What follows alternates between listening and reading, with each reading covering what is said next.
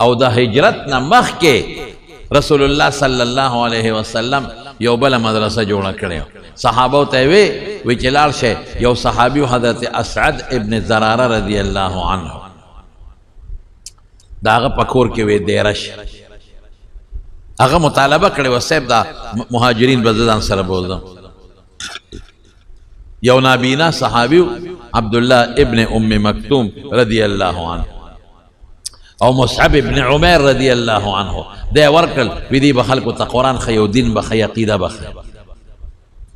د ټولو نه مخکې دا مدرسه وه دا د رسول الله مبارک د هجرت نه مخکې دا مدرسه وه عموما یو خبره درته وکړم خفه کېږئ به زمونږ خلک مونږ خو شکر الحمدلله مسلمانان او مونږ په زړه کې هر سړی وایي چې زمونږ د خدای سره ډېره مینه ده او هر سړی دا وایي زمونږ د رسول الله مبارک سره ډېره مینه ده او دا که ته ملا دا وایي مړه وایي ستا نه زما مینه زیاته ده لیکن په میدان بیا دا مینه نه هره زمانه کې دا مدرسو سره خلک ښه سلوک نه کوي شکر دی نیکان خلک هم شته دا مدرسې هم د دغه نیکانو خلکو په امدادونو باندې چلیږي خو بعضې به ووایم ټول به ونه وایم بعضې خلک د مدرسو د زړه نه مدرسو سره جوړ نه دي د جومات په طرقې او د مدرسې په طرقې نه خوشحالېږي دا مسلمان منافق دی منافق چې کم انسان د دین او د اسلام په طرقې نه خوشحالېږي چې کم د قرآن په طرقې نه خوشحالېږي او د اسلام په نشر اشاعت او په خوروالي نه خوشحالېږي او د اسلام په طرقې نه خوشحالېږي دا که په خولې مسلمان دی منظم که یو کلمه وایي خدا دړه نه د اسلام غلبې نه ده منلې دا منافق دی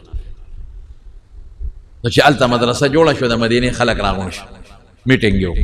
په زرګو خلک ټول د مدینې خلک څه چل دی نه که یاره دا اسعد ابن زراره د مکې نه څه خلک راوستلي ځان ته مسلمانان وایي اوس نوي دین خوروي او زموږ دین ته خراب دین وایي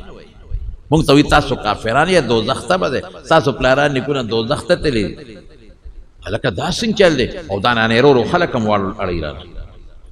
د شړل پکار دي ګورئ دا دین رانه خورېږي زموږ دین تباه کوي یو نوجوان هلکو اسید ابن حضیر رضی الله عنه هغه وی لکه صبر وکړه اول تحقیق پکار اسې پروپاګاندا باندې مزه زه ورځم او دا اسعد ابن زراره زما دوست دی زه اول معلومات کوم چې دا خبره ټیک تک و غلطه ده نو که خبره ټیکي نو زه ورته یم چې دا مسلمانانو شړه او که نه شړي بیا به پې وردو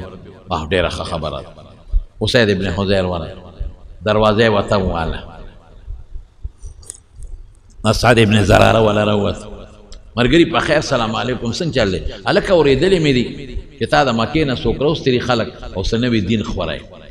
او زمونږ دین او زمونږ خدایانو ته بد رد ورې د مدینې ټول خلک ستا خلاف راوتلي در باندې راتلل خو ما وې زه ورځم زما دوست دی پوه یم دا خلک وشړه ګورې د قوم مقابله نه شي کولی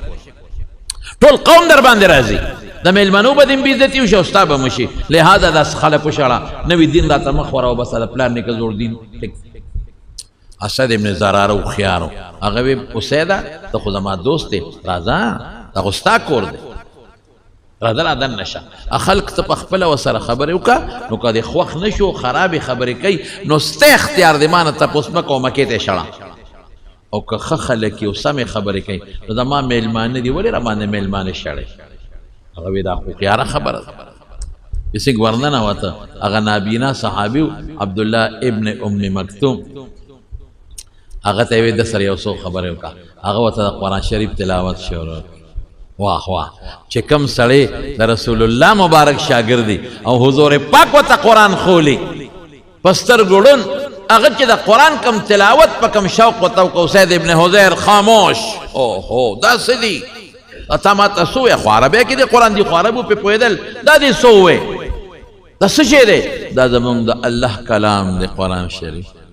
زمونږ په پیغمبر نازل دی د خدای له طرف داسې خو ما چاته نه دی اورېدل دا خو ډېرې ښې خبرې دي دا خو ډېرې خوږې او درنې خبرې دي ستاسو له دین څه نوم دی زمونږ د دین نوم اسلام دی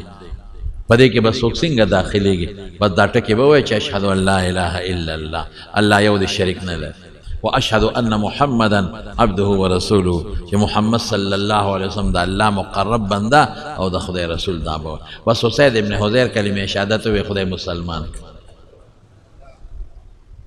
تلې سپسیو الله وته هدایت ورواچ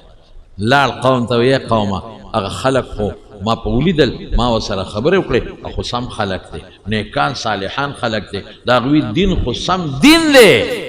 مونږ ته چې يهوديان وایي چې د آخر زمانه پیغمبر به راځي همدغه دی زه خو یې ملګری شوم اوه هلک وی که نه پوه نه شوې دوکې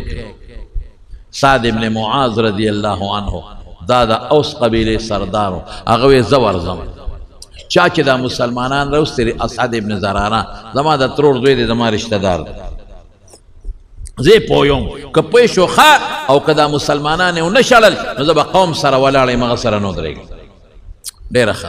چې راغې دروازې ورته وواله اسد ابن زراره وله راووت هلکه اسعده د ترور زویه د مکې نه دې څه خلک راوستی دی نوي دین خورئ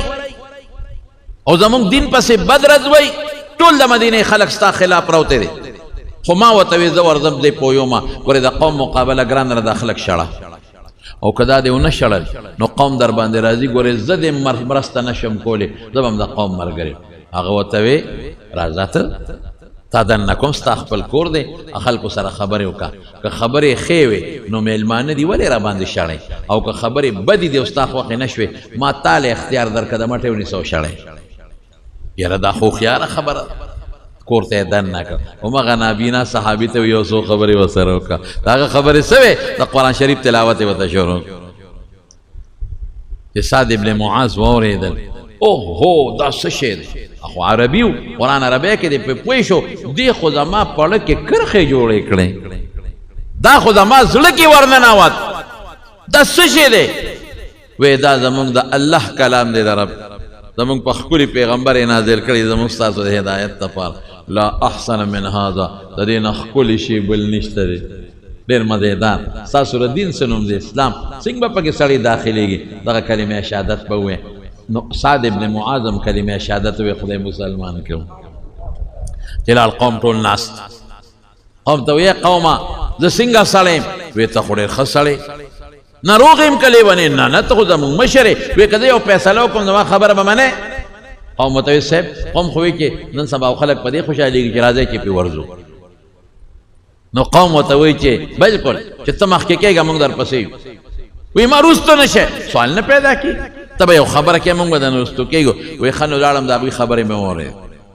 ډېر نیکان خلک دي او پاکان خلک دي او ډېرې ښکلې خبرې کوي او دا هغه دین خورئ چې کوم دین د آخرې زمانې د پیغمبر دین مونږ چې به د یهودیانو نه اورېدل مدینه کې یهودیان اوسېدل او هغوی به د آخرې زمانې د پیغمبر صفت کو چې راځي به دا همغه پیغمبر دی دا همغه دین دی او قرآن دی او سوچا او زه خو یې ملګری شم او تاسو ته م وایي چې ملګري شئ هغه زرګونه خلک چې د مسلمان خلاف و د پیغمبر خلاف راغونډ شوي او د مدرسې خلاف راغونډ شوي هغه ټول په یو ژبه خدای مسلمانان کل کلمې شهادت یې حضور پاک چې مدینې شریفې ته راته نو میدان ورته پاک او صفا مدینه هم رڼا وه زما رڼو دې نه تاسو اندازه ولګوئ یو الله هر وخت د حق مدد کوي ٹھیک ده حق خورول ګران دي تکلیفونه پکې راځي نبی علیہ السلام څومره تکلیف برداشت خپل وطن پرېښودل اسان کار دی او دومره لوی سفر د هجرت اسان کار دی ګران کار دی لیکن مدد الله د حضور پاک وکړو مدینه دار اسلام وګرځېد مدینه د جوماتونو نه ډکه شوه د مدینې کور کور د اسلام نه ډک شو د مدینې بچې خدای حافظ او عالم کو د پیغمبر مبارک د برکت نه او انصار